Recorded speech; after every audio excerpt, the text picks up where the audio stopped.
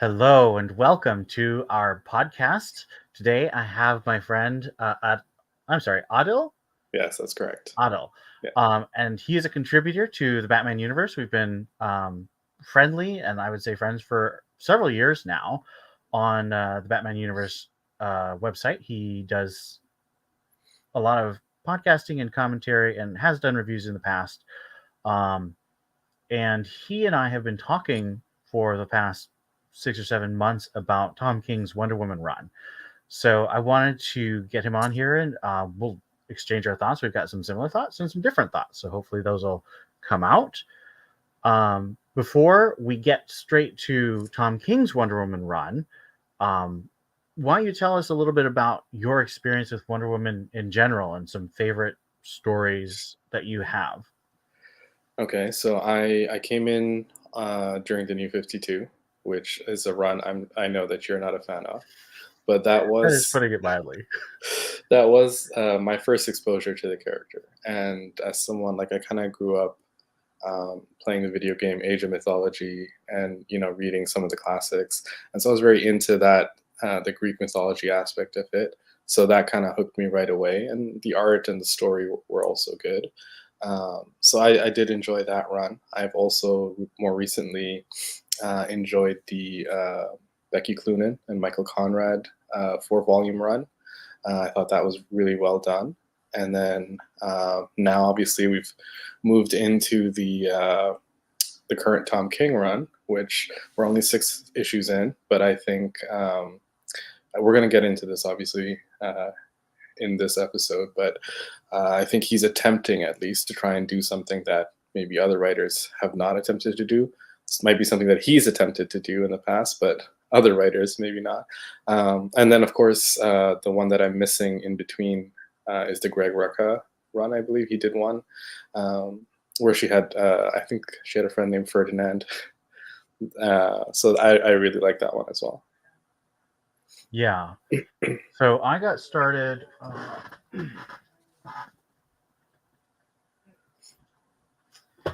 I got started reading Wonder Woman in around 2010, 2011 with the Greg Rucka run. And I was really happy when they printed these trade paperbacks. They're really nice and they collect the whole run, including the Blackest Night tie in. So if you're ever looking for a run that is beginning to end, really rich in continuity, really gets into Greek mythology in particular, the Greg Rucka first run from around 2006 to 2008 is really good. Actually, no, sorry, probably was 2004 to 2006 because it ended with Infinite Crisis. And then, of course, Greg Rucka came back in 2016 with Rebirth, and he did a year and 25 issues of Wonder Woman for Rebirth. And I also really love that. I have that all in singles. And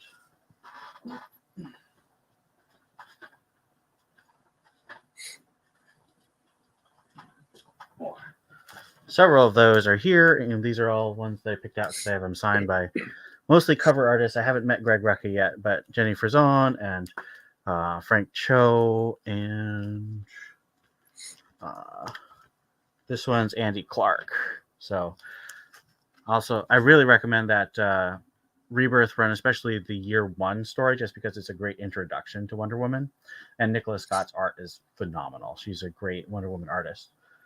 I also enjoyed the Becky Cloonan run. I actually don't have a ton of it, but I do have their piece here, which also has a Tom King story, which isn't connected to his run because it's a pastiche of the 1960s and Denny O'Neil run. But I do have their Immortal Wonder Woman. I actually really recommend. I really liked this 2-issue miniseries from Future State. It's kind of a love letter to all of Wonder Woman's history. Let's see. I also have a couple of anniversary issues I wanted to share. I've got Wonder Woman 700, which is Wonder Woman 34 from the Rebirth run. I only got it for that cover. And then I've got Wonder Woman 750 with the George Perez cover. Rest in peace, George Perez, who, of course, is one of the all-time great artists and writers of Wonder Woman. I haven't read a lot of his stuff. I tend to be a pretty honed-in fan of the Rucka run. I also appreciate the Gail Simone run and the Cloonan and Conrad runs.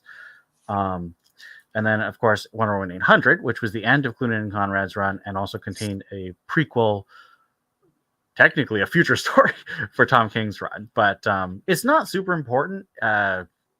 Honestly, in terms of Tom King's run, I think it's one of the weakest links in the run so far. I think he was still kind of getting a handle on the balance of Trinity's voice. So, but it does have Daniel Samper's art, who's doing the art for the main run, and that is really gorgeous.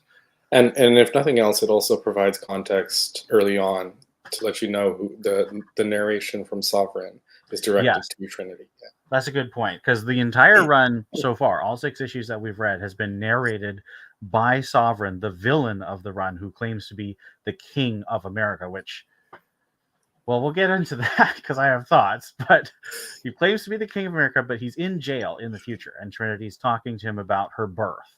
And so he's narrating the whole thing. And that starts in Wonder Woman 800. I also have this Legend of Wonder Woman. That's a 1940s retelling of her origin. I definitely recommend it. It's really gorgeous.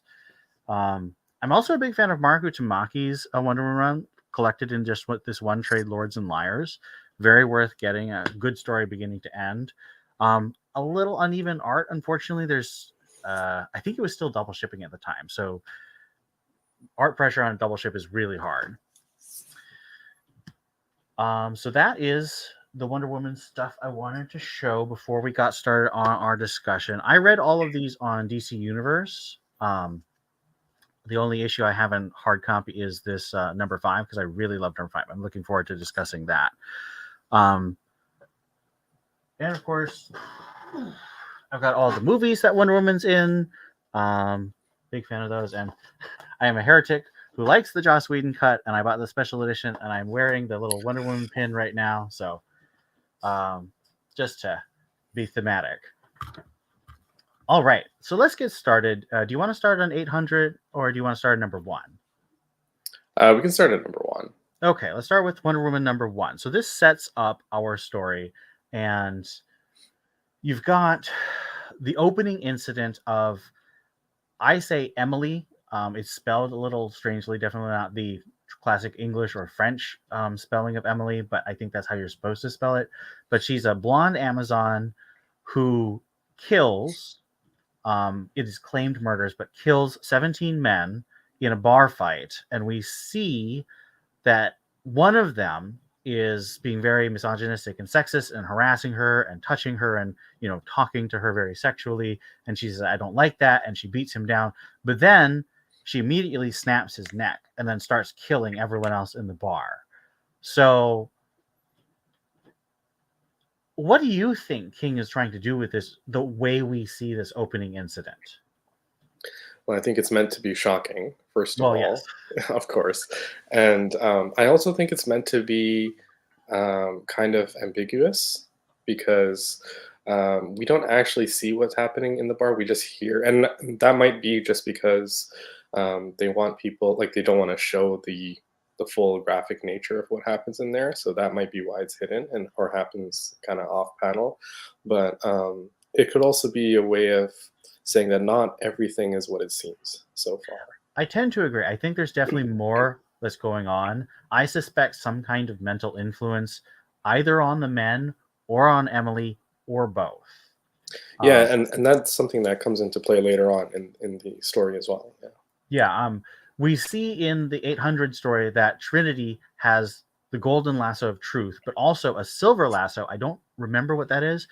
And the black lasso of lies, which is a huge part coming up. I want to say issue 4.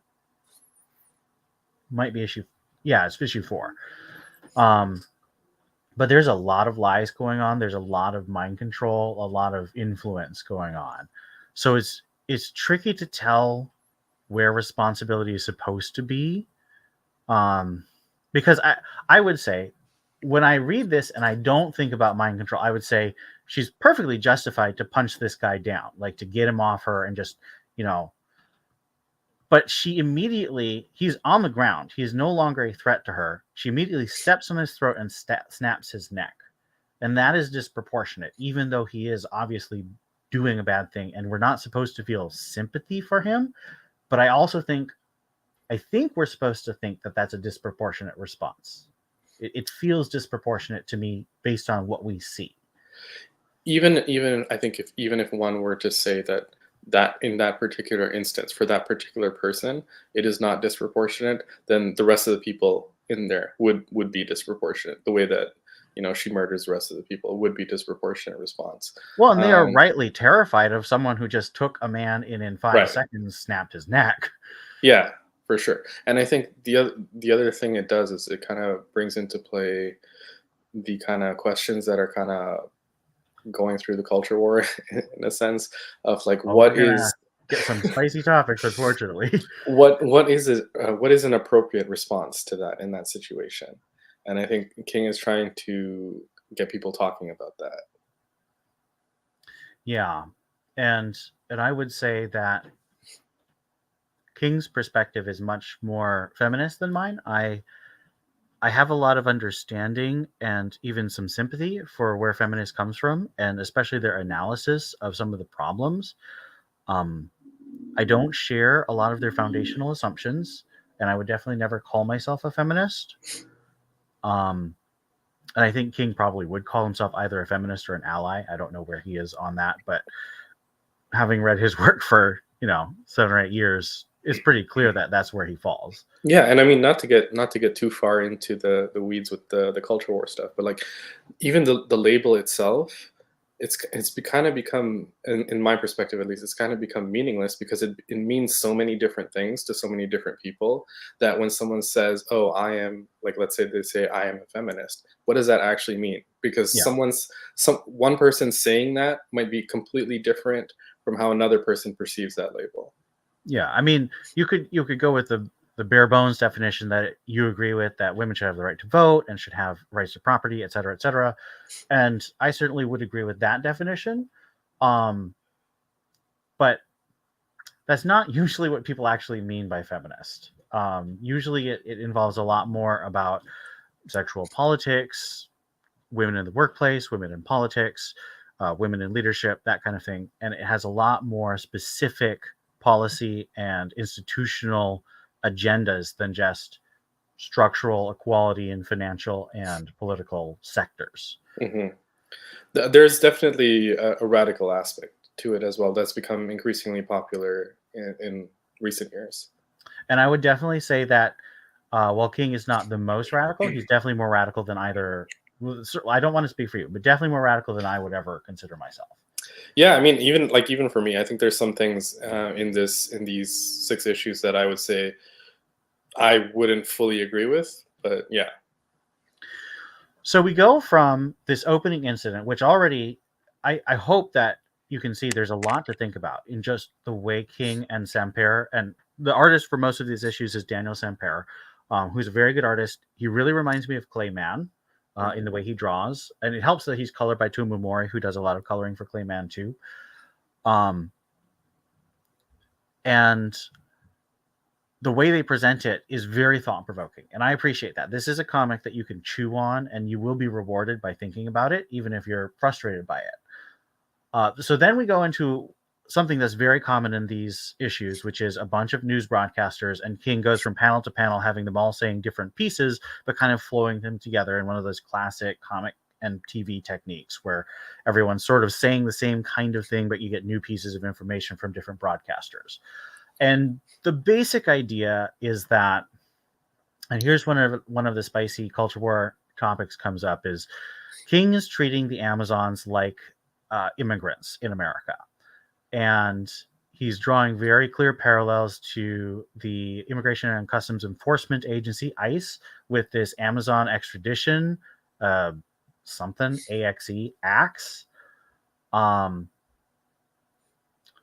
And the person in charge of Axe is Sarge Steele, who apparently had a big part in the original Amazon's attack way back in 2008, I want to say. Maybe it was 7. I have not read that because everyone says it's bad, so I don't know. But Sarge Steele in these 6 issues is an uncomplicated misogynist, and I think really annoying. I don't enjoy his character. Yeah, I mean, to me, he kind of comes off as a caricature. So Yes, that's why I don't like him. so he's like a caricature of, and the part of it that makes it complex for me is that I can recognize the truth in the caricature, but also recognize that it's maybe not the complete picture, right? So what I mean by that is the caricature is composed of what people perceive to be all the negative aspects of American foreign policy, American domestic policy, and America's armed forces, all rolled And into American one. masculinity too. And American, for sure, and American masculinity rolled into one package. Who's a sunglass wearing, cigar smoking, square jaw Metal guy, hand shooting. right? And so I can see the truth, like in my lived experience, I can see the truth in that, but I also know that that's not a nuanced view on those topics as well, because there is more to the story than that, and there are positives as well to a lot of those things that are not included in the caricature. But I do think the creation of Sergeant Steele was intended to be exactly what he is for whatever reason. So what I'll say is I'm more focused. It's kind of weird because we are touching the first of our spicy cultural topics, which is immigration and foreign policy. And I definitely have spicy foreign policy takes, but it's not really what I'm interested in here. I don't really care as much about immigration. I'm much more interested in the feminist aspect, and I have seen people in my life. I grew up in Minnesota, but I went to school in Tennessee, and then I lived in Virginia for grad school, and then worked for 10 years. So I've seen a lot of different cultures in the United States because all three of those places are very different. And I have seen people say the kinds of things Sarge Steele says. So I definitely would acknowledge that Tom King is not making up these attitudes. However, the people I've seen say these things do tend to be more complex than just those very negative traits. And that's where I get really frustrated. Now, I do appreciate that Wonder Woman has love and compassion for Sarge Steele. So this isn't a case of just fully justified righteous anger and murder. And interestingly, Greg Rucka in his 2004 run had a very similar character in a protester, because in the beginning of Greg Rucka's run, Diana releases a book where she sort of proclaims the message of the Amazon way of life and her philosophy. And a lot of, uh, since this is Greg Rucka, a lot of conservative right-wing dudes are not happy with this, and he particularly has one character who's just really kind of hateful towards Diana, but Diana expresses love towards him because she sees where that comes from. But I would say that character even has a bit more nuance than Sarge Steele, because Sarge Steele, he has nothing he cares about. There's no person he has a relationship with. He likes to hurt and kill people, and that's about it. I'm still hopeful we might see some complexities be revealed over the It's course of. possible, but It's in these possible. 6 issues, no. Yeah, there is one scene though, and this is just to quickly, just for a brief second, jump ahead to a scene in a different issue. Um, the scene where Diana goes to his office and she has the invisible jet outside, and like he responds initially in the same abrasive manner that he always has, but then like she says something to him which forget what exactly she said. She said she kind of compared him to Steve Trevor, and Yep. indirectly in a way, Well, like pretty and kind directly, she says, I yeah. find Steve adorable and I find you adorable too. Yeah, and so she kind of sees, like, I can see the similarities between you two, and for maybe a couple different circumstances in life, you could have been him, he could have been you, kind of thing. That's, at least that's how I read it. And in the end, he does cooperate with her. Like, he shows her that the file that she wanted to see, and he does. It is implied that he does cooperate. So there is potentially some hope down the road for that. We hope so, because I would like more complexity. I don't enjoy his character. Every time he shows up, I'm like, oh boy, here's another character who's just gonna spew a bunch of very misogynist insults for 5 pages.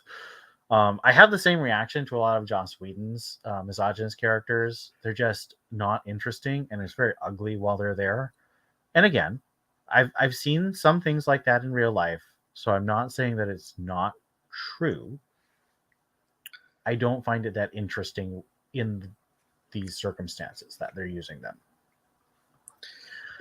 Yeah, So and he does go away from using Sergeant Steele, like in yes, the last part of this arc. yeah. Well, we'll get to issue 6, which Yeah. is fun. I enjoyed it. So the end of this issue is a conference. So sorry. So we have all these news things, and then we have Sarge Steele introduced, and he's recruited to form this Axe, fake ice.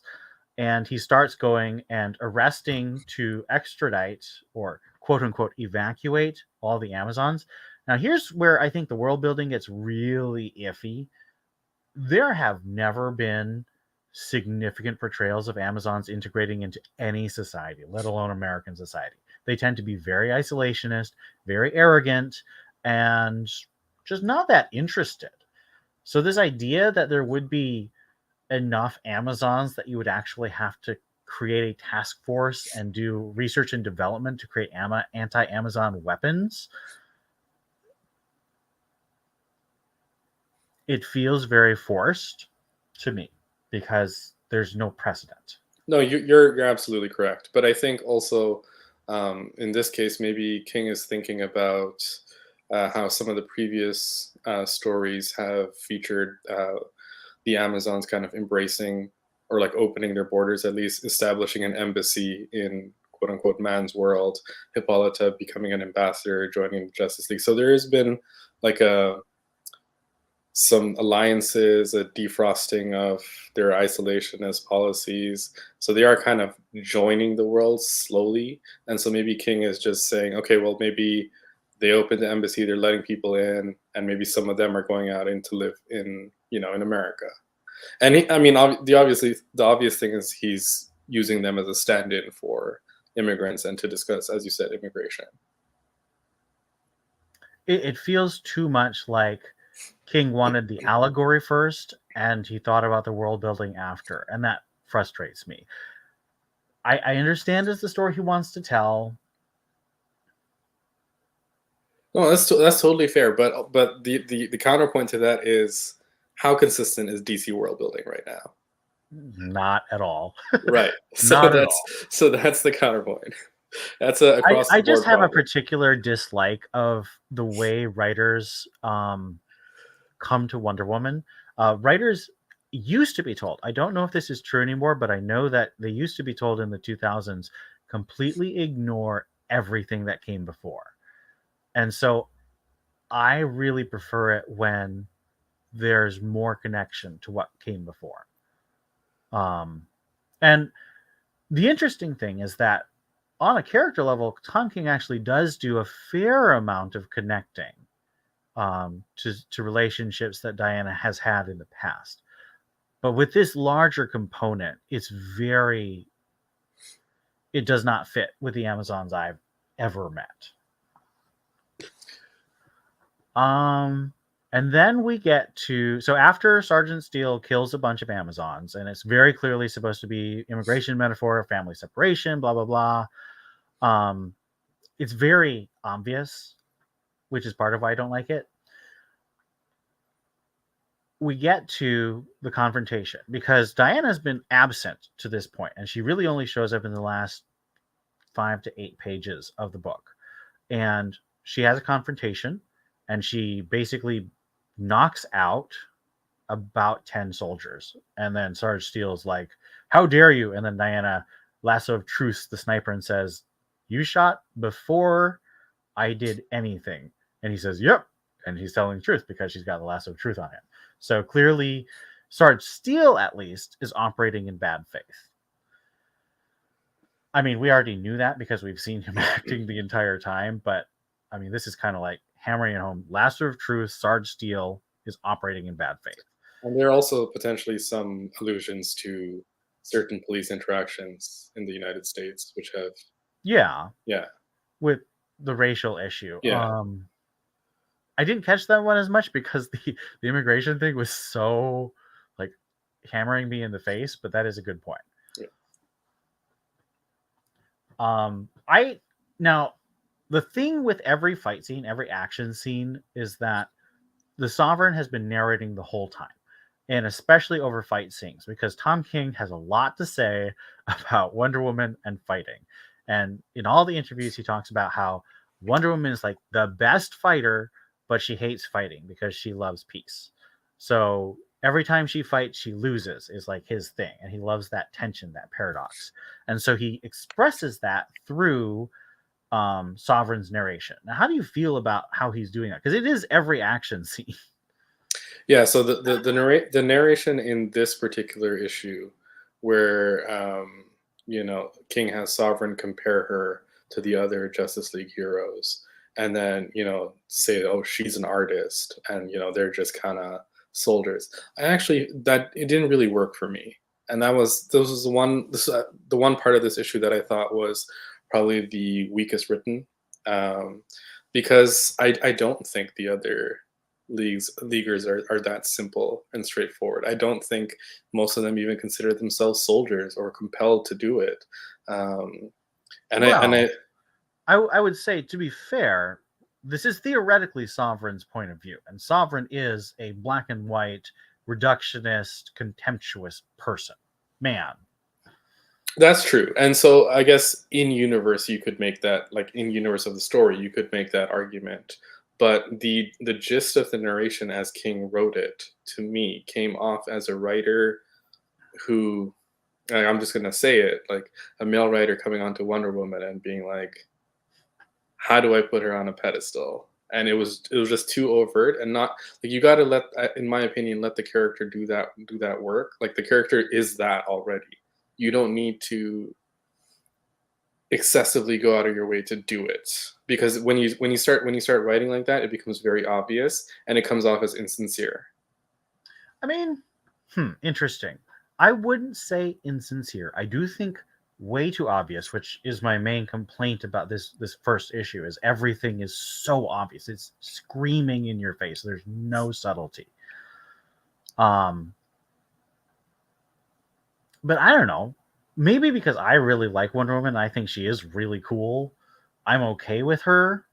Like, people saying she's really cool. I just think it's unnecessary. Like, Oh, I think she's really cool too. Like, she's one of my favorite superheroes. But the thing that I noticed too, and this is one reason why I liked the Becky Cloonan and Michael Conrad run, is because there is a team in those books where Diana is clearly the superstar, but it's not at the expense of the other characters. And I noticed this with other writers on this series and with this character. Whenever she has a team, especially with male characters, there's always a tendency to kind of try and knock the male characters down a bit, just to kind of elevate Diana. But that's not really necessary, because she's already the superstar.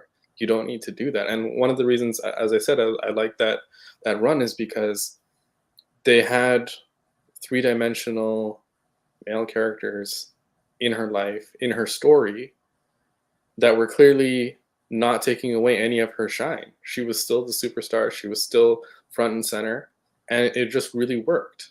And I think the way that Tom King wrote this narration, is kind of some of the negative tendencies of what writers have tried to do in the past.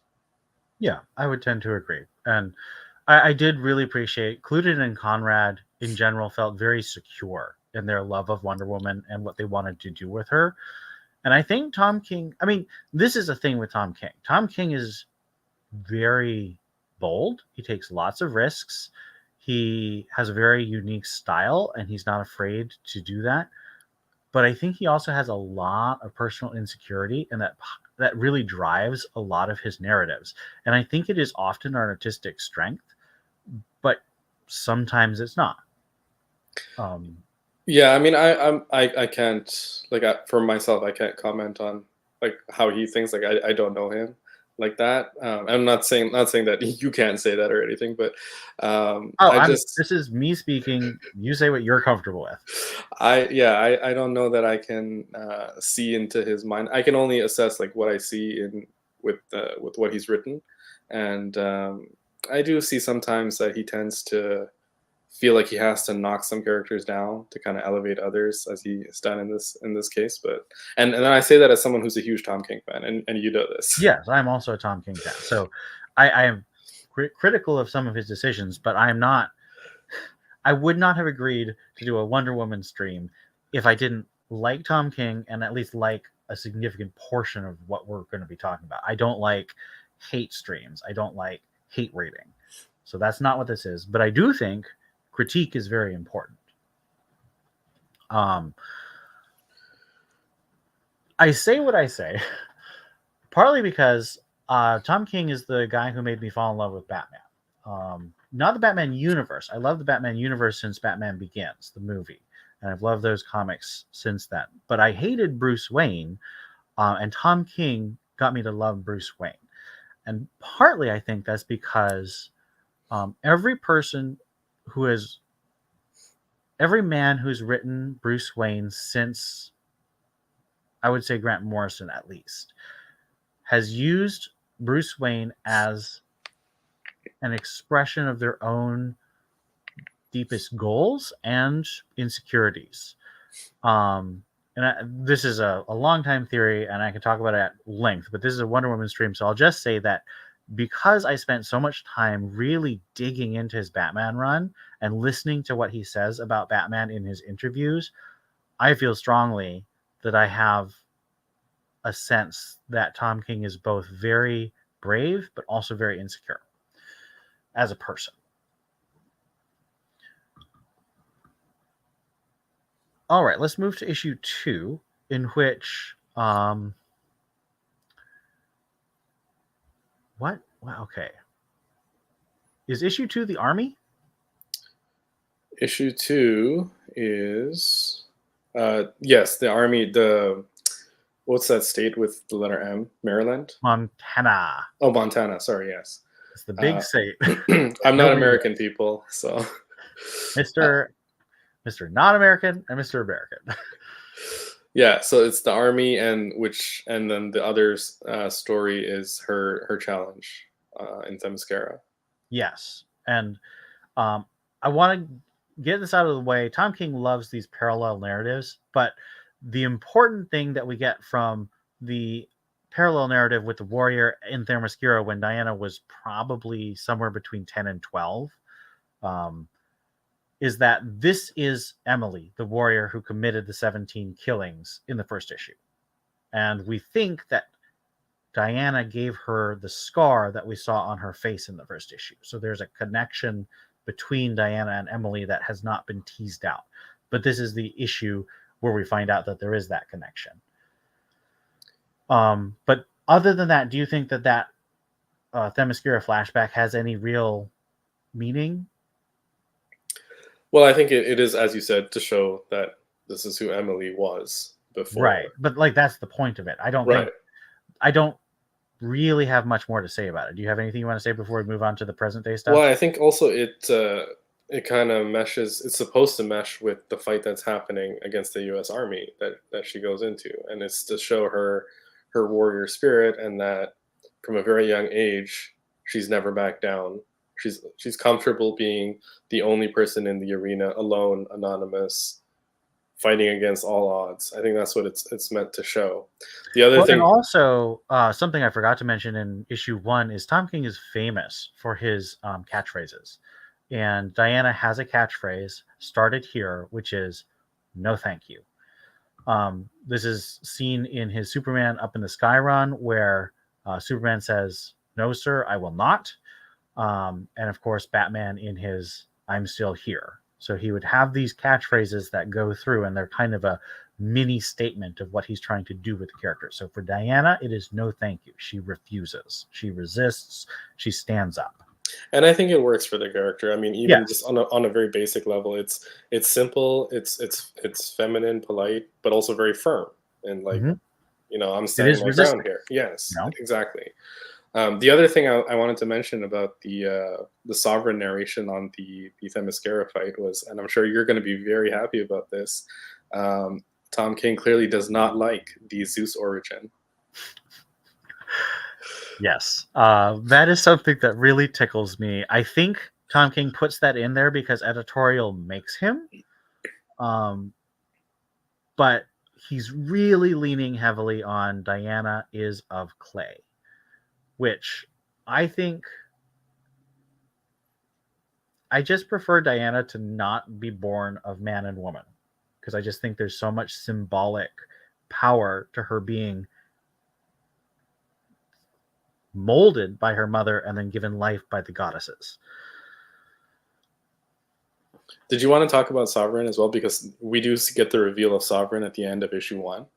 Yes. Uh, So Sovereign makes the president of the United States kiss his ring and claims that every president has kissed the ring of every sovereign since the founding of America when he stole the lasso of lies from the tribe of women in Virginia. There's a lot of. Do we want to get into Sovereign now? okay, whenever you want to get into it, it's fine. I mean, technically, I feel like we should do it in issue 3. Okay. Or is it 4? When's the issue that he talks about that origin?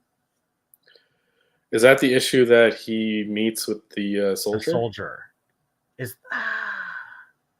I think that's issue 3. Okay, let's talk about that in issue 3 then. Okay. But let's just say it irritates me. But here we have Diana facing off against Sergeant Steele, Steve Trevor, and a pretty significant detachment of the United States Armed Forces.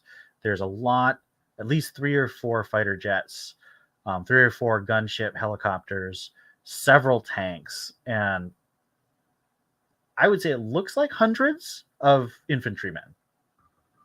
Yes. And King does that thing where he has parallels and, visual parallels, and he just loves parallels. And Steve Trevor is forced to ask Diana to surrender. And of course, Diana says, no, thank you. And then she proceeds to withstand an air attack, pick up tanks and crash them into each other, and then punch and drop those tanks on all the infantrymen. And everyone retreats. And he says this battle takes hours, although it doesn't quite feel like hours. I don't know. Hours is a bit long for modern warfare, I think. Yeah. But he would know better than both of us because he was in the army, or he was in intelligence at least. He was a CIA. I don't know if he was technically a case officer, but he was attached to the CIA in Afghanistan, working with local tribes, attempting to use them to perform counterterrorism operations. He has described this as persuading terrorists to fight other terrorists. Did you want to also maybe talk about Sovereign's narration? That the double page spread where the top half of the page is her in the arena, the bottom half is her looking at all those helicopters and fighter jets. And what do you think about? Because I kind of feel like this is a commentary, or at least an allusion to what some people say about superheroes. Is that when Sovereign is saying that she wants to pursue peace, and she vowed that every morning she would, try again and pursue peace. But in the end, she gets out of bed and finds her way to violent ends. What do you want to? Do you have any comments on that? It didn't stick out to me, honestly. It felt like a repeat of the narration in issue 1 to me, where she loves peace, but she's also the most superb warrior of all time. I mean, I guess I would agree it does have both wider application. I would also say the superhero is often connected to the American dream, sometimes explicitly, like with Superman, but also, I mean, Wonder Woman wears the American colors, even though there have been various attempts to explain that differently. It is an American color with the stars and the blue and the red.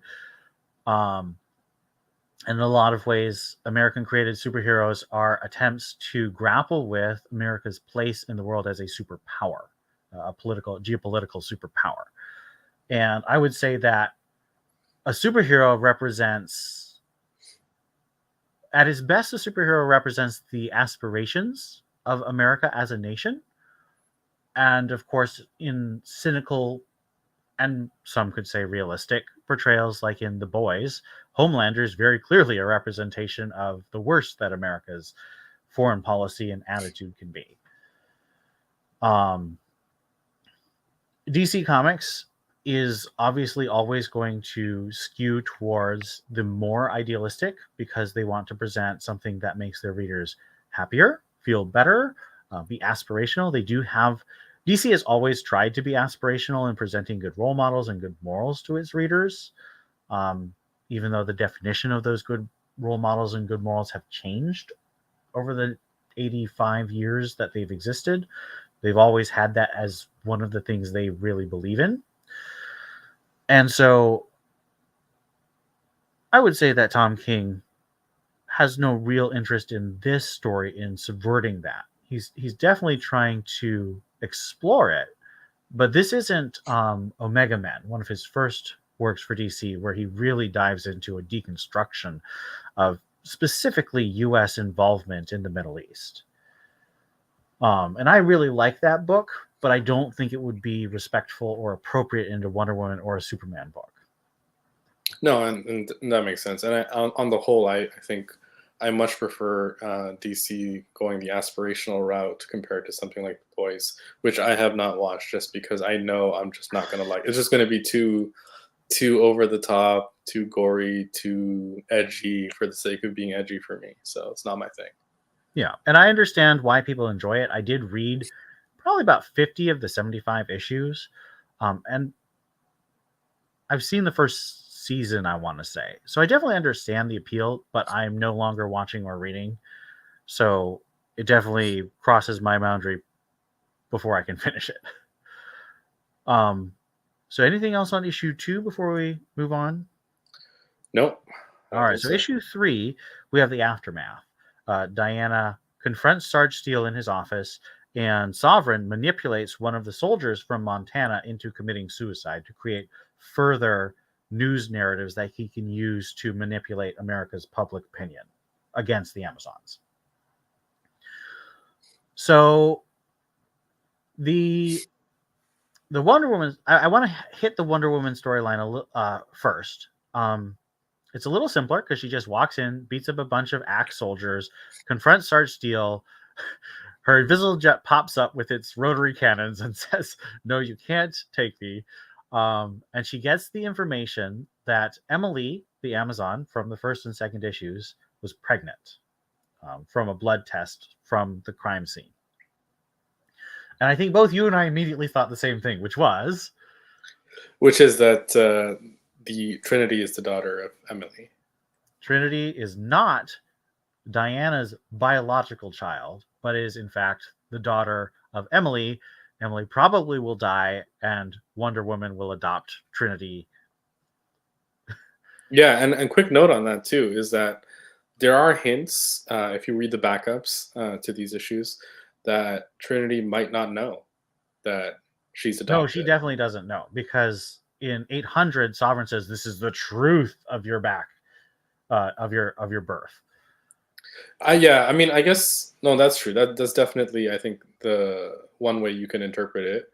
I also think it's possible that someone could interpret it as this is the truth of events that happened around your birth. So I mean, both could be possible. But the other thing too is that in the backups, when she's under the influence of the Black Mercy, she references her lineage specifically.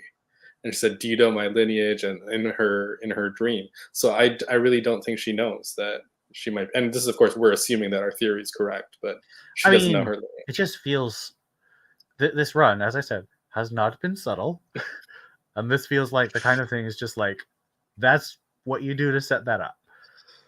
And I mean, if that's true, and we had this conversation on Discord too, is like if that's true, maybe you feel differently, but I kind of feel, again, like DC marketing has tried to pull a fast one on us, because I do feel like when this was marketed to us and this was like, oh, this is Wonder Woman's daughter, the understanding is this is like her biological daughter. And I don't think there's necessarily a meaningful difference. Like we know that Bruce Wayne, for example, we work for TBU, and so we follow Batman, and Bruce Wayne has adopted multiple kids, um, and I'm sure he loves them all the same, right? And I think any normal person would do that, but I do also think it's important to kind of be honest about someone's origins and someone's lineage and that kind of thing. I agree. I very much believe in adoption. I'm in favor of it. I believe that it is a good thing. It is a hard thing, so I don't want to like romanticize it, but I think it's a good thing.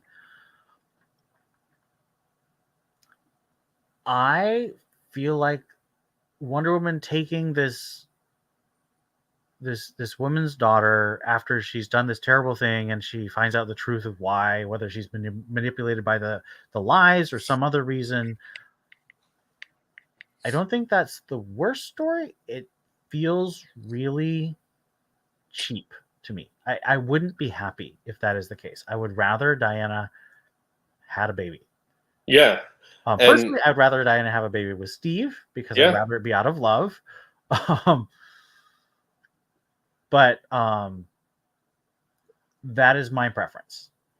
Because then it opens up a whole bunch of other questions, right? Like, for example, why did she adopt this specific child? There's probably hundreds of thousands of children that she has helped over the years, and yet she never adopted one of them. So why? So what are the circumstances that are so special with this particular child? And you can maybe say, okay, it's the daughter of an Amazon, but I think there's a daughter of an Amazon in issue 1, right? So I don't know what exactly makes this so special.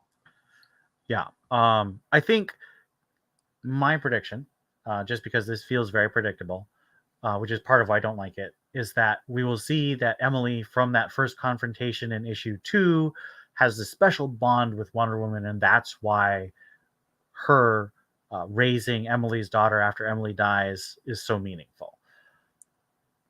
I could be convinced. I think King could make me care about that relationship enough that Trinity being Emily's daughter is okay. I'm not after Tom King basically told an entire future history with Helena Wayne in his Batman Catwoman series. Since we're already playing in the future anyway with these backups, why not just have it be Diana's daughter? Exactly. Because as we know from how DC editorial has handled Tom King's stories in the past, or Tom King's attempts at telling stories in the future, it's not going to be canon. No, like this is all going to get story ever is. Yeah, this is all going to get erased. Mm-hmm. So why not just go, just commit to it? Yep. It feels. The other thing too, just quickly, is yeah. If King is gonna make us care about the relationship with Emily, he's got to start doing it soon. Because so far we've only got that one scene, which was a flashback. Yeah. Across 6 issues. Yeah. Now I know that Tom King, so Tom King knows he's not getting 100 issues on this one, so I know he's going faster than he did on Batman. But I'm pretty sure he knows he has more than 12 issues, so he's going to go a little slower than he did on Superman. But if King is going to get, let's see, how much did Clunan and Conrad get? They started in 778, right? And went to 800? Yeah. So that was 22 issues, approximately. And they got some spinoffs, too. But that's about 2 years. Now, they did double shipping, so it wasn't exactly 2 years in time. But I would not be surprised if King gets at least 24 issues. I could see him going to 36 or shooting for 36. We'll see how sales are. I mean, this run does seem to be selling reasonably well, but the problem is Wonder Woman always is one of the lowest selling titles, which is very unfortunate because she is one of the most iconic characters. But DC, well, that gets into another question, which I don't really want to get into. But let's just say Wonder Woman doesn't sell super well. And I appreciate that DC has broken their thing they insisted on for a long time. Like, okay, it wasn't that long. It was about 3 years. But for 3 years, DC insisted that if your main character or one of the main characters was a woman had to be on the creative team, either as a writer, co-writer, or main artist. I think I think that has some benefits. So I'm not going to say absolutely stupid, because I do think that a man writing a woman, as we've already talked about, has a little bit of a problem sometimes. However, I would much rather women just be writing. Sometimes they write a woman, like Mariko Tamaki writing Wonder Woman, and sometimes they go and write men, like she went on to write Detective Comics. And Tom King I don't know if he's A-list anymore, but he is one of the most recognized names that DC has writing for them. He's at the very least top of B. And they're putting him on Wonder Woman, which is significant because he's not cheap, and they're doing a lot of promotion for it. So I appreciate that DC is making a serious effort to try and sell Wonder Woman comics with this run. It's not really working for me. I'm not subscribed to it, but I did buy one issue. So I'm going to be buying the trade, because I'm someone. So when I assess whether I'm interested in buying a story or not, there's a couple of boxes that I'm looking for a collection to check. First is a compelling story with a talented writer, and I think for all the flaws that we're talking about, the critiques that we have for these 6 issues, I think at the end of the day, it is still one of the stronger stories that DC has going right now. And it is trying to, as I said, it's trying to do something. It's trying to operate on a level that your average comic book writer is not operating on. So that's a positive for me. The other positive, the art's amazing. Like, yeah. there's just, I mean, I don't know how long he can keep this up. Like to Well, do we it. are going to have a fill-in issue with number 7. Yes, and that's gonna be a short break, but I think it's really impressive, and I think this is one thing that I wish DC put more emphasis on, is that having a consistent artist for some of these stories, I think it really, really, really benefits the story. So I don't know how long is his name pronounced Sampere? I say Sampere, but I actually Sampere. don't know. I don't know where he's from or what language that is. Okay, apologies to Mr. Daniel Sampere or Sampere. We love your art. We do. We love your art, and we hope you can continue on the book as long as possible. Yes, 100%. And I know Tom King on Batman basically just did what he could, but you would get like single issues thrown in there, 2-issue arcs, and just Nightmares was basically a whole thing where he tried to do 1 issue per artist. And like there was some amazing art in that run, but it was frustrating. So the visual inconsistency can take you out of the story. Yeah, even if all the artists involved are really good, like on Batman, you had David Finch and Mikel Hanin and Clay Mann and Joel Jones, like all top tier artists, all issues that I like to look at visually, apart from the writing. But sometimes it doesn't feel like the same character because it just looks so different. Yeah. But so far, all this first arc is one artist, one beautifully colored art, beautifully rendered art, really good stuff. So the second half is where we really dig into Sovereign, and he takes this young soldier, a young black man, and uses the lasso of lies to convince him to murder himself and write a letter blaming Wonder Woman, how she took away his masculinity. And once again, so this goes from the immigration metaphor to the feminist. It's not even a metaphor. It's just outright feminist propaganda. Men hate women because women take away their power, and they can't live in a world where women have power. Wait, so is that how you read? Is that how you read this scene? I mean, that's literally what Sovereign tells the guy to say. No, but so like I interpreted it as, I mean, there is that element to it as well, but I interpreted it as kind of being alluding to the manosphere and the incel culture. So that is true and fair. And as I said, I'm not a feminist.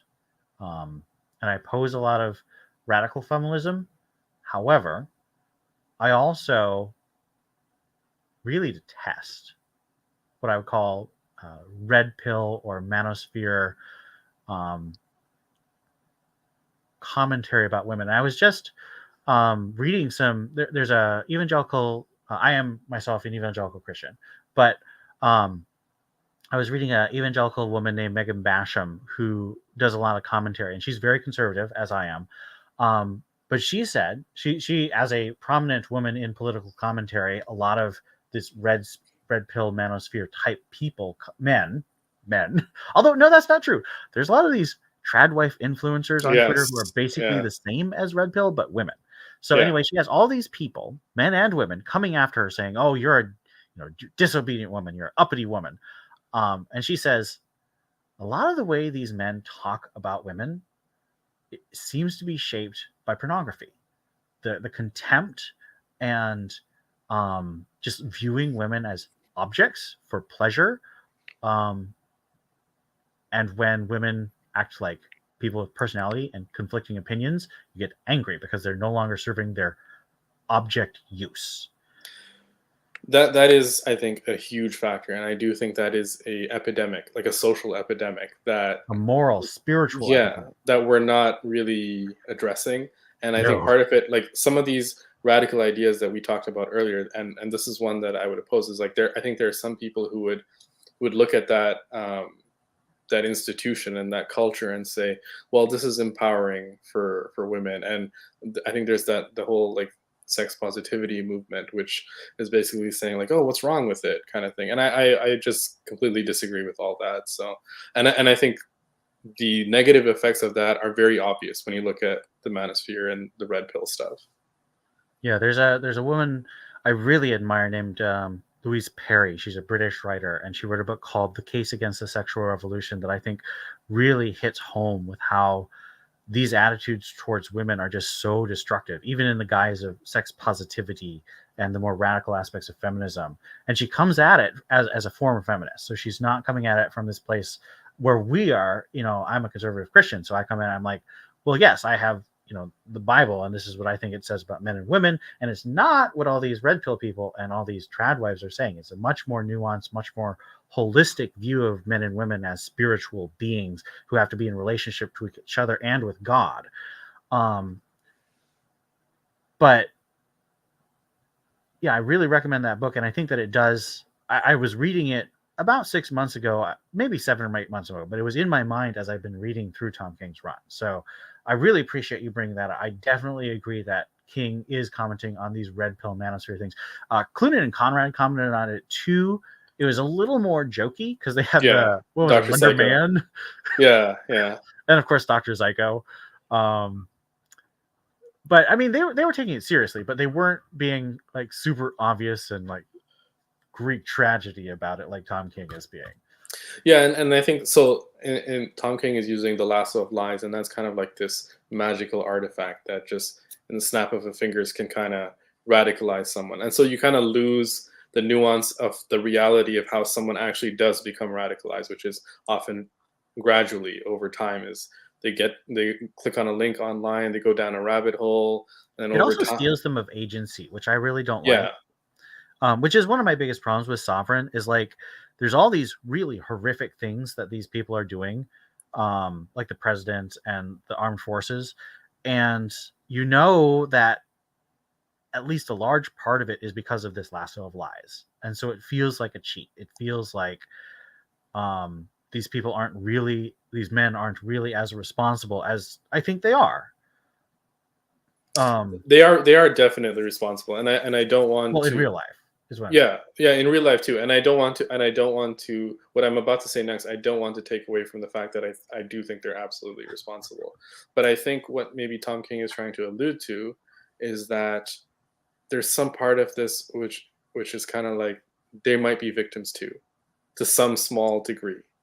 Is that they're victims of whatever algorithm is pushing whatever content the algorithm is pushing on them. They're victims of there, people are struggling in terms of their socioeconomic standing. I mean, the economy's bad. people are struggling with jobs, and sometimes what ends up happening is to find answers to those problems, they start turning to these types of ideologies. And so I think maybe and this is just me speculating, maybe he's commenting that to some small degree, they're also victims. I think that's fair. I think that's a good reading. I still don't like mind control. No, yeah, for sure. I don't like mind control or time travel. That's not to say I don't like mind control in all stories. I actually think that Jessica Jones and Alias and the first season of the Jessica Jones Netflix show are actually really good use of mind control. But that's more in a science fictional rather than necessarily a meta fictional commentary type way. I don't like mind control when it's used on these kind of mass scales to kind of either justify or explain why you have these huge problems that you have to deal with. And we get here, and I do want to talk a little bit about why I hate Sovereign so much. Because as an American, I feel I'm very patriotic. I'm not what I would call nationalistic, because to me, nationalism means my country right or wrong, and patriotism means my country when it's right, and I work to make my country be right as much as possible. I do my best to live up to the ideals of my country. And I feel like if you take the DC universe and you say America has always been ruled by an evil king who has mind control powers with his lasso of lies, that means that everything about America in the past is now evil. And I don't really love it when you have DC Comics characters either traveling through time or having a flashback where they're interacting with George Washington or something. But I really dislike the idea that genuine heroes who definitely had flaws, but struggled to do the right thing and shaped America to be a better country than it could have been, are now just servants of this evil king. And I really hope that king gives some way out, gives some indication that Sovereign is actually either wrong or there was something deeper happening. But this idea that America's in the DC universe, America's always been the product of this super evil family of super evil men who just hate women and want everything to be controlled. It rubs me the wrong way, because even if King is saying it's not everyone, it's just this evil family, it still taints the idea of America as a concept in DC. And I really dislike that. It does. And I also think the Wonder Woman movie kind of had the same problem, didn't it? The first one or the second one? The first one. Interesting. I haven't watched it since it came out. Not specific to America, but the idea that it was what World War World War One was the result of Ares manipulating people. Yeah, and so there wasn't any other problem. It was Ares manipulating, and then on the flip side of that, it wasn't the people who necessarily fought there. It was Wonder Woman who kind of saved it. And so this is the kind of tension I think that you're going to have when you kind of combine fantasy and reality. And I think you and I, when we read some of these stories, we also kind of feel a bit of that discomfort. Like I know I've mentioned it to you, like I feel some like discomfort with the multiverse and like all these quote unquote gods. And as someone who is a like religious person myself, because then it calls into question like, okay, so you're saying the people, and this is a point I was also critical of the show Moon Knight for. So you're saying there are these people in the show who all have these religious beliefs, and then at the same time you're saying, well, no, actually there are these other beings out there, and it gets very complex and convoluted, and I think that's just what's going to happen when you combine fantasy and reality. Yeah, I'm left with this tension. I feel like I understand, and I'm open to Tom King doing something more complex that I will be happier with, but I am deeply unhappy with it right now. And I would also say this bleeds over into how he's treating Steve Trevor. Now, he's writing Steve Trevor as a decent man who is doing his best, but he's also making Steve he's humiliating Steve by having him have to work for Sergeant Steele. Now, Steve should outrank Steele because Sergeant Steele is a sergeant at best. Now, I know he works for intelligence, and so he's given more authority, but Steve is a colonel. That's just under general. He is not supposed to be taking orders from a sergeant who is an enlisted man. And he's treated like a dog by Sergeant Steele. And not only by Sergeant Steele, by other soldiers too. Remember, Yeah. he got into a fight with And I love Steve. I love Steve Trevor, especially in that Rebirth run by Greg Rucka and Cloonan's run too. Like Cloonan and Steve and Rucka really write Steve as just a decent, kind but fierce man who is comfortable with his masculinity. He is a warrior. He's very competent. He's a hero. He's not threatened by Diana, and he knows that Diana is stronger than him. Like that is, he's like the ideal man in a Wonder Woman world. And I just feel like King is treating him with some contempt. And I don't even know if it's conscious, but that's how it feels to me as someone who just really loves Steve. Do you think this is a King thing or an editorial thing? I think it's a King thing. Okay. Because editorial didn't make Cloonan do it. Oh, that's true. Yeah. And it's the same editorial that Cloonan had. Now we do know by solicits that Diana and Steve are going to have some kind of, they say they're in each other's arms. So that could just be a hug of friendship. Given that we're playing with baby daddy drama, it could be an intimate encounter. As a Steve Diana shipper, I kind of hope for that, but we'll see.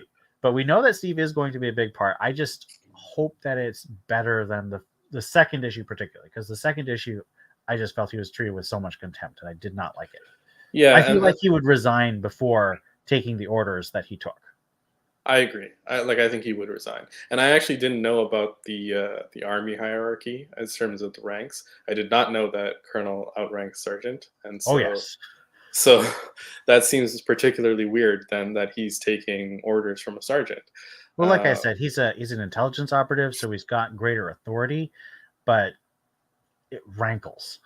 Yeah, to me, like so far, the most curious aspect of Steve's story is something that we don't actually see happen on panel, like in this series. I mean, is that when he's taking that walk with Diana and she asks him, "Steve, have you heard of someone called the Sovereign?"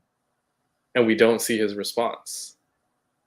I'm very curious as to what his response is, because if his response is yes, then that calls into question what he's doing.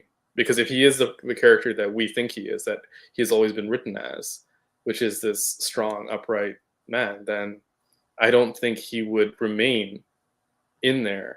Why would he serve a government secretly controlled by one of the most evil beings on Earth? Right. And so I think we also have to get an answer to that question. Yeah. So I think that wraps up 3. You ready to move to 4 or any last Sure. Time? Yeah. All right. So 4 is an interlude. Diana basically plays Make-A-Wish to a boy dying of cancer. A boy named, what's his name? Jack. And Jack's.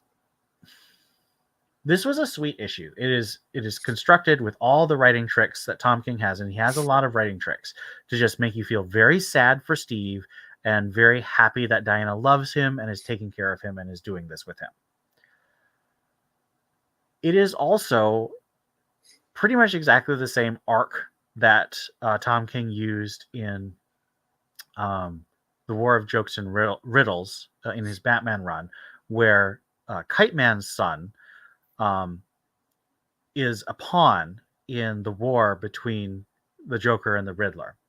And at the beginning, he says, "Hell yeah," which is Kite Man's slogan, catchphrase, as I said. And Kite Man says, "Don't say that. If you say hell yeah, you'll end up in hell." And then the Riddler poisons the boy and he dies. And he dies saying, "Will I go to hell because I said hell yeah? I said the bad thing."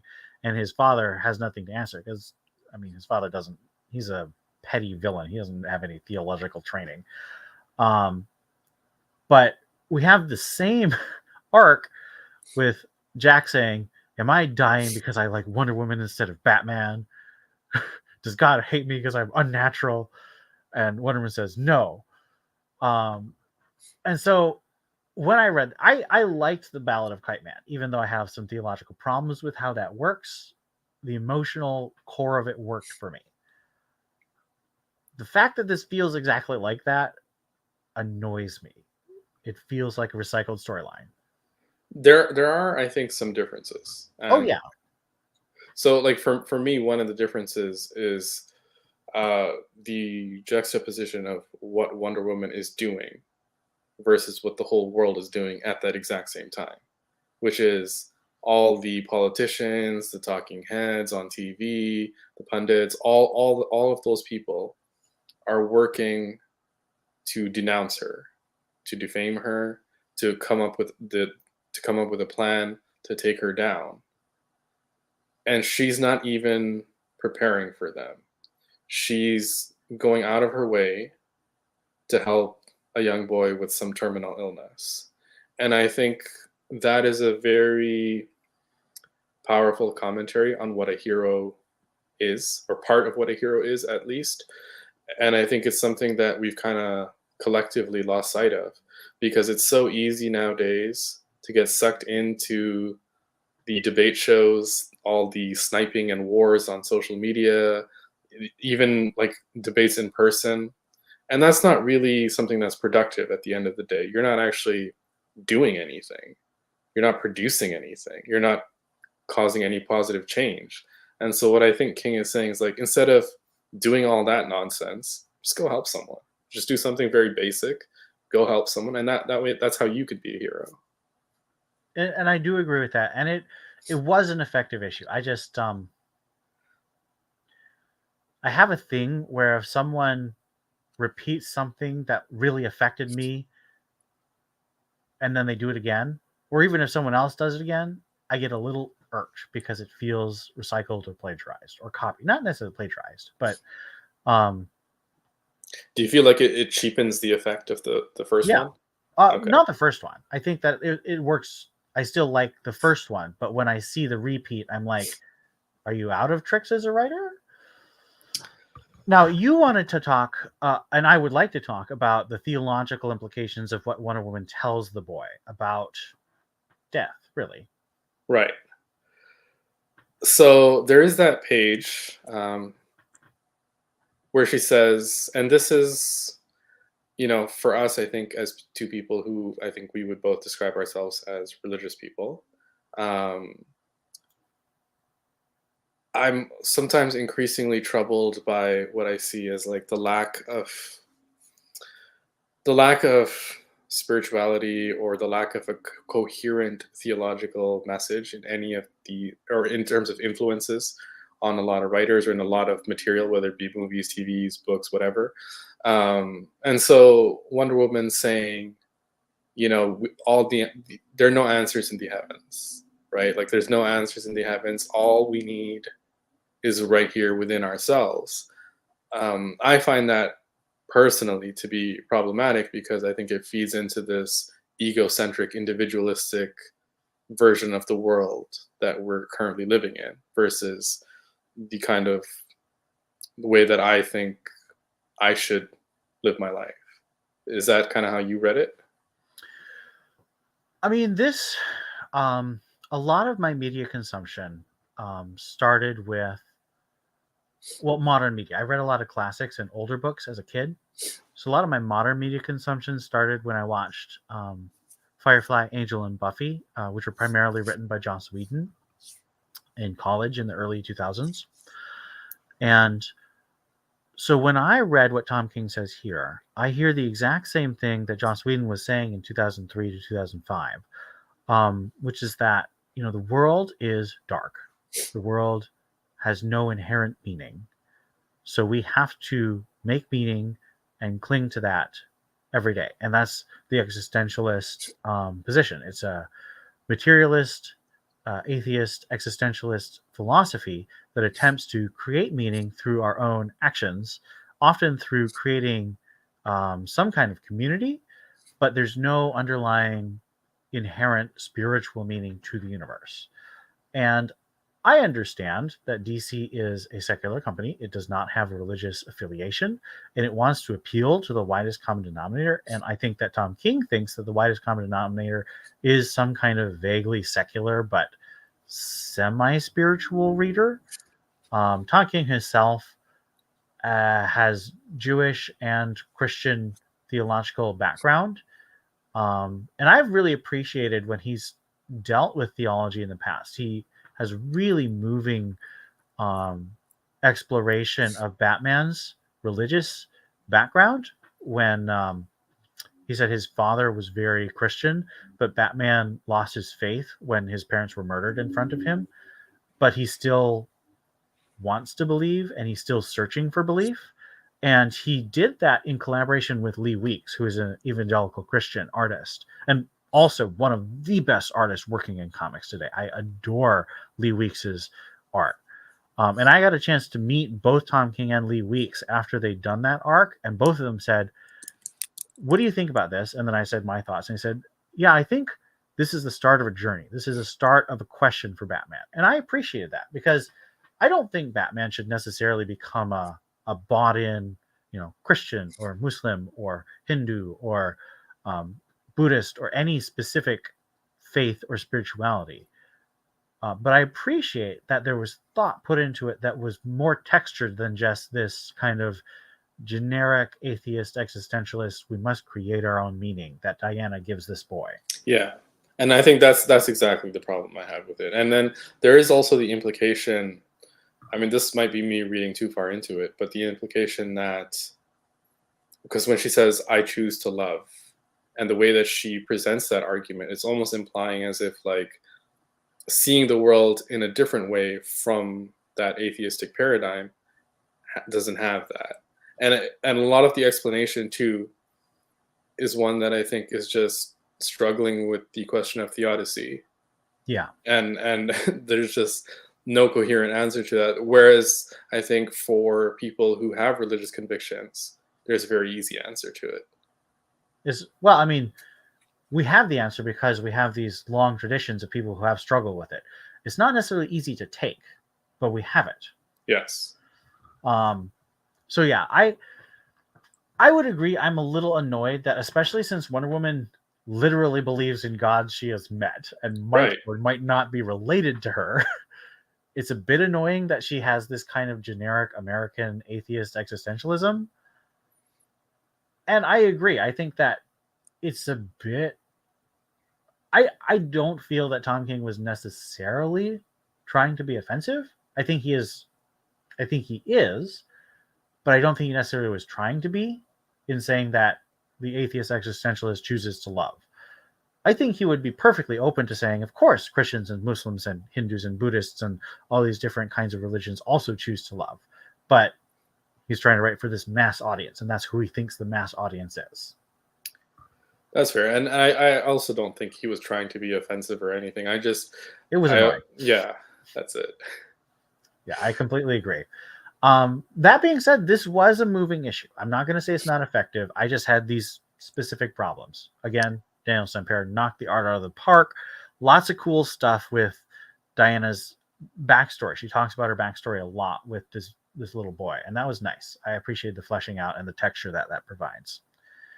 So let's move to my favorite issue of these 6, issue 5, which is the Wonder Girls and villain recruitment episode.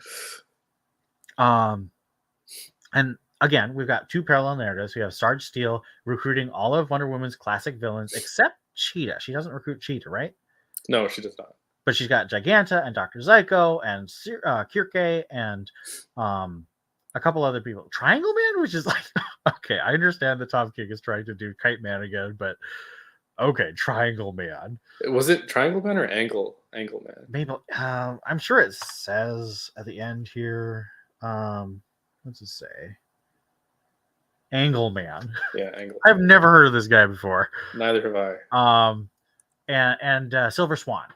Silver Swan's a classic Wonder Woman character from George Perez's run. Very complex, definitely enjoy her.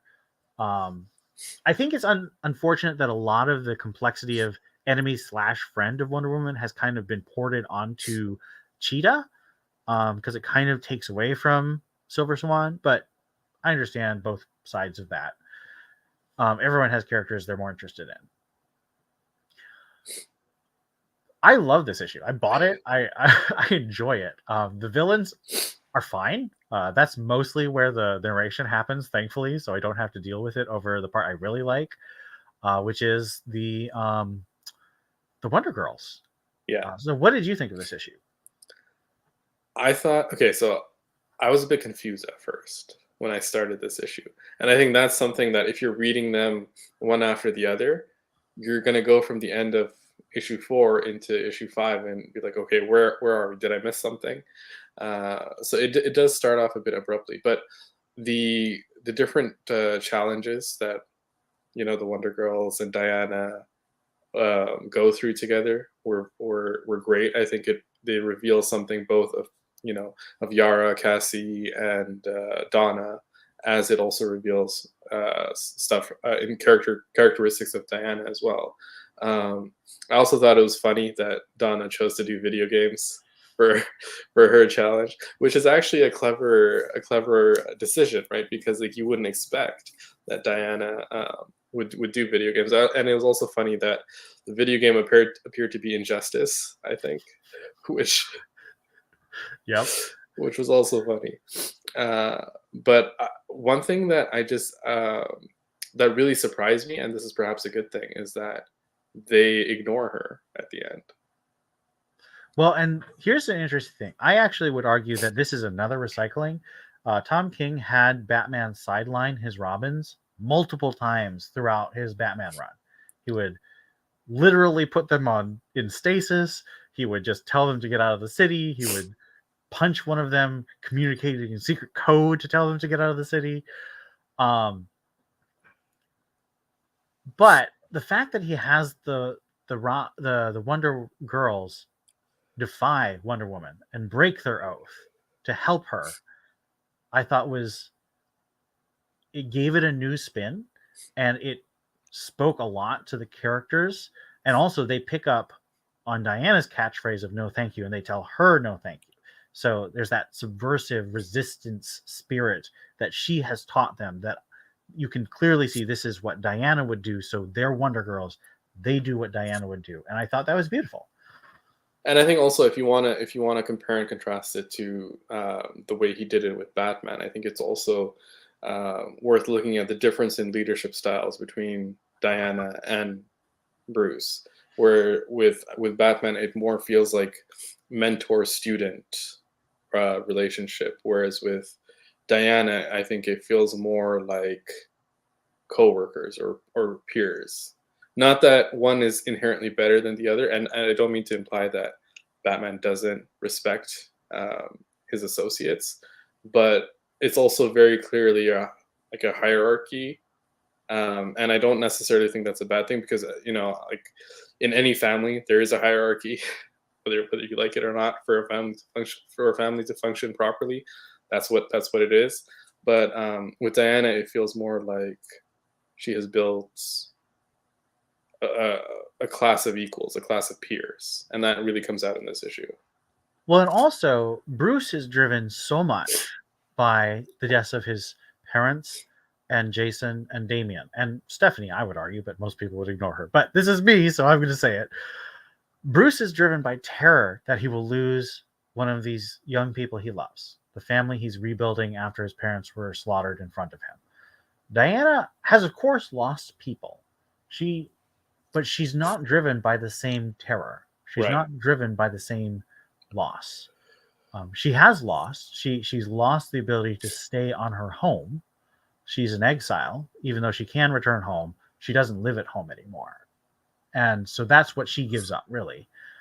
But that's not the same as being terrified that you will lose your child forever because the Joker murders them. And so that difference in drive, that difference in fear, and that emotion in that relationship, you can see in the way that Yara and Cassie and Donna all relate to Diana. And I like each of them have their own personality. Some people accuse Tom King of writing everyone in the same voice, and I will say his style does mean that everyone sounds like Tom King is writing them, but he does work to develop differences within that style. And you have Yara, who's very aggressive and straightforward, and Cassie, who's very American, like she just feels like an American teen, and then Donna, who feels like kind of a millennial, kind of rootless and sort of drifting, and she's heroic, but she also is kind of lost.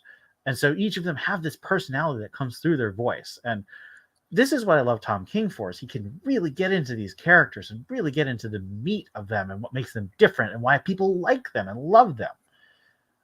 So I think that's a great point.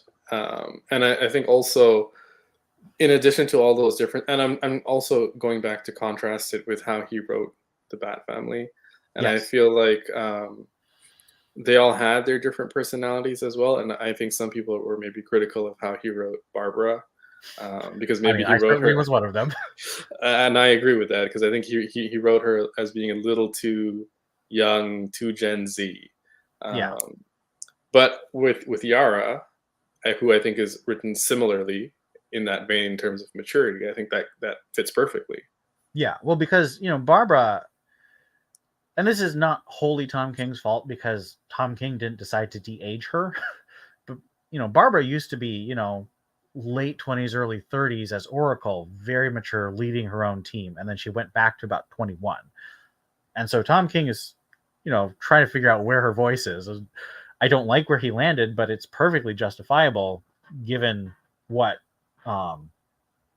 editorial had done. So... Yeah. Mostly, I just think this issue is rich and beautiful and shows respect for history, and is like a great Tom King issue.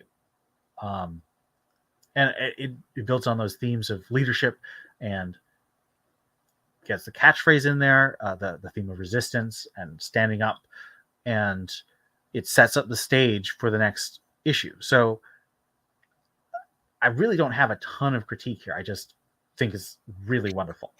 Yeah, it's just a really good team up issue, and it's kind of like setting the stage for what comes next. And so let's move to issue 6, where it is the battle royale: Diana versus all of the villains, Dr. Zyko, Engelman, Kirke, Giganta, and Silver Swan. And she fights all of them, and she wins, but collapses afterwards. So they're not able to beat her, but they do exhaust her completely. Bonus points to Mr. Sampere or Sampere for drawing characters in different outfits, in civilian clothing. Because this is something, even the best of artists, I think, who was the artist for Tynion's run? Jorge Jimenez. Jorge Jimenez. He's great. Superstar, right? He drew Barbara Gordon in the same turtleneck for like the whole time. For the whole time. Is now. So bonus points here for giving civilians different outfits. This is one long fight scene. There's no parallel narrative. There's nothing. This is the finale of the first arc, and it's a huge fight scene. And there's mostly a lot of narration from Sovereign again, but also things like Diana picking up the broken Washington Monument and just knocking Giganta out with it like a baseball bat. It is great knockdown, sock him out action with the Wonder Woman twist, and Sampere draws his heart out, and King writes it pretty well. He does, and I think to me the standout was really the fight with Grail. Oh yes, the what is she, daughter of Darkseid or something? Yes, daughter of Darkseid. This is way back in what was it? Was it Infinity War? No, not that's Marvel. I don't know what I'm saying. Never mind. Trinity War by Trinity. I think it was Trinity War. I didn't read it, so I don't know. Yeah, it was interesting.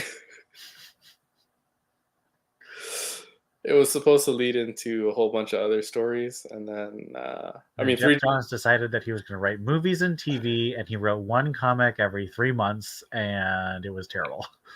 Yeah, we got Batman teasing 3 Jokers, and then it never ended up panning out. I mean, we got the book, but it's clearly alternate universe, so it doesn't matter anymore. Yeah. But Grail fighting, I think was great, and I think that's what this whole 6 issues have been leading up to, as far as like just from a physical standpoint. The challenge that Grail poses to Diana is, I think, one that the other characters, for all their abilities, do not pose. And there's a sense, even in the narration, that Sovereign himself is kind of wary or kind of scared of Grail. Well, I mean, she is the daughter of new gods, so she is one of the most dangerous foes that they are recruiting. Although Kirke is also very dangerous because of her magical power. That's true, but she spends the latter half of the fight as a cat. King does have a sense of humor, and I appreciate him using that in this run. Oh yeah, for sure. It helps to leaven the overarching tragedy in poetry that he tends to perhaps overdo sometimes. And then, that's, you were talking about her catchphrase, her slogan. That's when it really comes out, I think, is in the fight with Grail, when it seems like she's beaten, it's over, and then Grail's like, why won't you die? And Diana's like, no, thank you. Yeah.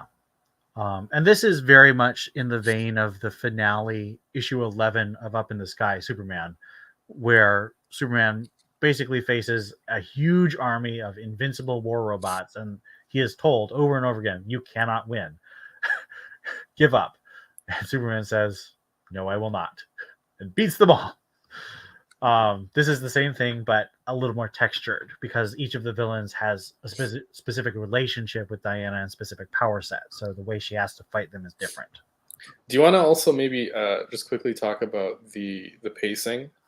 Like to this point, as well as how, like, in the first few issues, it seemed like Sergeant Steele was like a central character. We brought in Amanda Waller as well in one of the, I think it was the 3rd or 4th issue, briefly. But then the story has kind of gone away from them. Like Sergeant Steele in this, where it seemed like, I initially thought that he was going to be like one of the main antagonists. It's going to be Sovereign is going to be the one who's kind of behind the scenes, puppet master, overseeing everything. But Sergeant Steele is going to be the upfront adversary, the face of the villains that Diana's gonna have to fight. And what's interesting about that too is that it's not just a physical confrontation, because she's taking on the institution, the apparatus that Sergeant Steele represents. So I thought that was kind of what we were going to get, but it seems like the story's kind of gone away from that direction. Well, it's kind of, I mean, Steele was the guy who recruited all these guys, so he's still a major actor in this, but he's no longer the blunt instrument they're using to hit Wonder Woman, literally. I know he's going to be back because he hasn't been seriously defeated yet. But I am curious to see if any of these villains that Diana's beaten will be back. And I don't know. I don't have a sense of where the next arc will go. I of course have my predictions about Emily and Trinity's birth and that, but I don't know what the shape of the narrative is next. Well, there is a little bit of foreshadowing on the last page. I mean, obviously, next issue is going to be a little break from this story. Mm-hmm. But so Diana kind of collapses on top of Grail after defeating Grail, and then Sovereign's narration was basically saying she made us believe that we had won, that we had her, but clever girl, it was just one more step towards our inescapable debasement.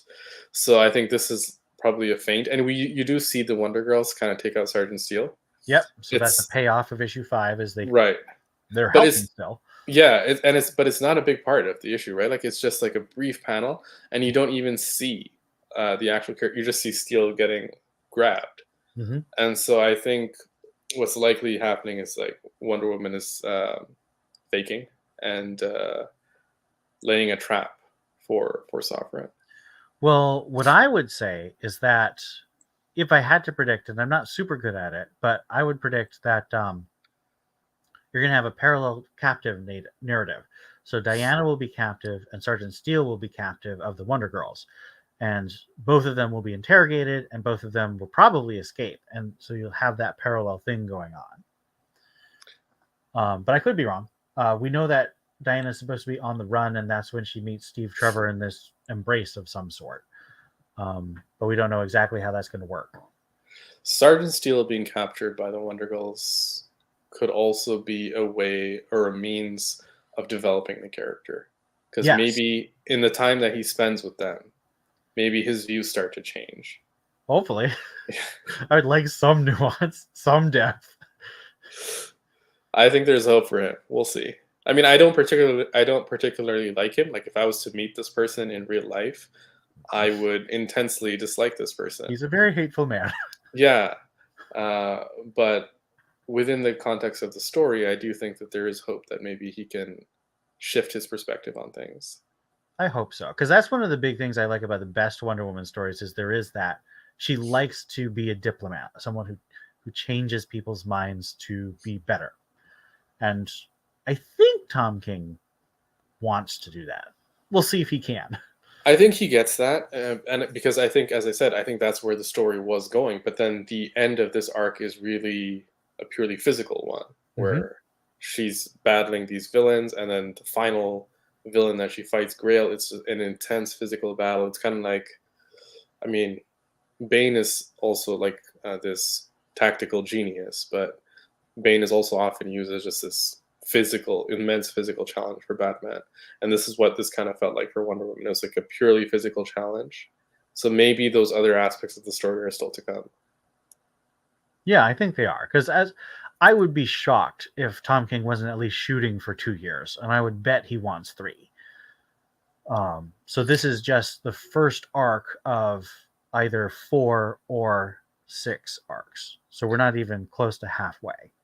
I just hope, however long he's been promised or is planning on staying on the title for, They actually give him that. They actually give him that. Yes, and agreed. there's no interference as to what you want to do. Like they apparently authorized one thing and then kind of reneged on it later on. So I just hope it's all done as he wants it. Yeah, me too.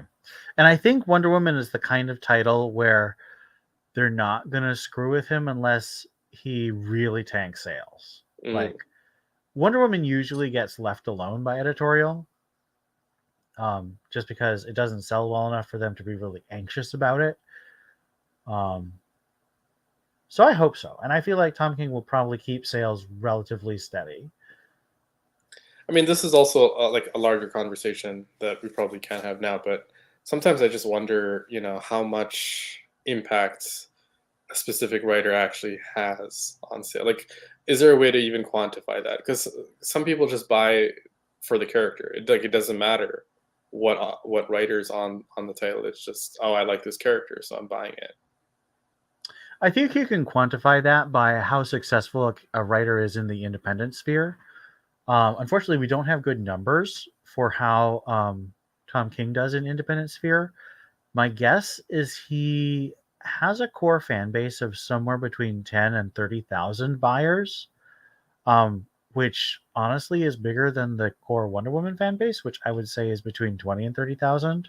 So if he brings 10,000, he bumps Wonder Woman up to 40 to 30,000, which is probably higher. My guess is Cloonan and Conrad were around the 20,000s when they ended their run. So obviously, when we went back to issue 1, you got a bump. But I think Tom King will stabilize in the 40,000 range, which is pretty good for Wonder Woman. Okay. That's good to know. Yeah. I like Cloonan and Conrad, but I think that their fan base is between generously 10 and 20,000 on their names alone. So I think Tom King, just because he did write Batman for so long, and even though he was controversial, he did have a lot of fans and still has a lot of fans from that time. And Batman, has a floor of between 80 and 100,000 people who buy that regularly. So if you can convince enough people that you're a good Batman writer, you've got that pool to draw from now. Well, that brings us to the end of our arc. We do there are the backups of Trinity, which are various stories of Damian, who is now Batman, and John, who is Superman, and Trinity, who is not exactly Wonder Girl. She is Trinity. Her real name is She's Lizzie. Wonder Robin. Well, that's the first issue. She's Wonder Robin, and then she's Trinity in the other ones. But it kind of goes through different time periods. My theory is that originally it was going to be like around 6 years old, around 12 to 14 years old, and then around 18 years old. And he was originally commissioned to just do the 3 backups, but they've been so popular. They have been really popular. People talk about them. I actually like them better than the main story a lot of the time. They're really adorable. Balin Ortega is doing the art and is very cute. But also like really, it's not like cartoony. It's just really appealing and kind of painterly in the way the colors and the lines are done. It's very nice art. But I think he was originally going to do 3, so he did young, middle, and older, and now he's going backwards because he's getting to do more. So my guess is that these backups will continue, and he's going to try and build them out because he's never really going to get to tell the story of Trinity in the future, but he gets to do these in these backups, and he's seeding things, like you said with the Black Mercy, her heritage. What is her true heritage? And I think that's meant to get us to speculate more on the baby daddy and mommy drama now. Yeah, I mean, I love the art as well, and I think one of the reasons it's been so successful is it's kind of bringing that webtoons flair or that webtoons feel. And the Super Sons, Yes. specifically the Damian and John relationship in a younger context. And so, okay, so I do like how they're written. They do have that kind of classic Super Sons dynamic that we've all come to love. But I do also think Well, it's not everyone. I'm one of the few people who didn't like it. Oh, okay, you did like it. Okay, but I will say there's maybe you'll like this point then that it's a bit too heavy-handed at times. I mean, it's In Tom the- King. He's Is he likes to writing? hit Is you he over writing the head. backups too? Yes. Okay, yeah, it is too heavy-handed at times. Just in terms of their competitiveness, the repetitiveness of how they're being competitive, like the S stands for stupid, yeah, like all that stuff. Like I mean, to after, be fair, that is a lot of how Peter Tomasi wrote them too. yeah, yeah. But yeah, aside from that, I think what the main reason the backups have been so successful is the same reason that Webtoons has been so successful, is the Wayne Family Adventures has been so successful, is that every now and then we just like we spend so much time reading these characters go through so much, like we just want to see them have fun, right? Yep. And bond and have those character moments that Yeah. people. And I feel like the fact that he's doing the main story and the backups means you get more richness than just one flavor from him. Yes. So yeah, I would say Tom King's Wonder Woman is definitely worth checking out. I am not currently buying it. As I said, I read this on DC Universe, and I did buy one issue though. So if you are a Wonder Woman fan, I would say it's worth checking out. Worth chewing on. It's not the kind of thing that you forget about. It does tend to make you think for quite a while. I will probably buy it, at least the first trade paperback, Yep. when it comes out sometime in 2026. Is that really what is scheduled? Well, it's always 2 years after. So the hardcover comes out. The paperback versus Yeah. okay. So the hardcover comes out a year after. So like issue 6 came out, what was it, last week or 2 weeks ago? Yeah. So a year from that point will be around when the time the hardcover would be scheduled to come out. And then a year after that would be the trade paperback. Now for this one, it might actually be quicker because it's like a number 1, like a volume 1. And I noticed recently that DC are rushing their volume 1s for what is this, Dawn of DC?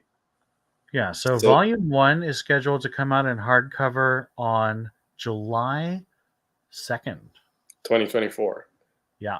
See, that's an incredibly fast turnaround. That is This is actually listed as a trade paperback though. So we'll see if that's actually true. See, and this is this is a thing I've commented on before, but like, there's no rhyme or reason to this because the Superman, the main Superman series with Jamal Campbell doing the art, there's no trade paperback solicited for that. It's just a hardcover. But then The Action Comics one is just a trade paperback.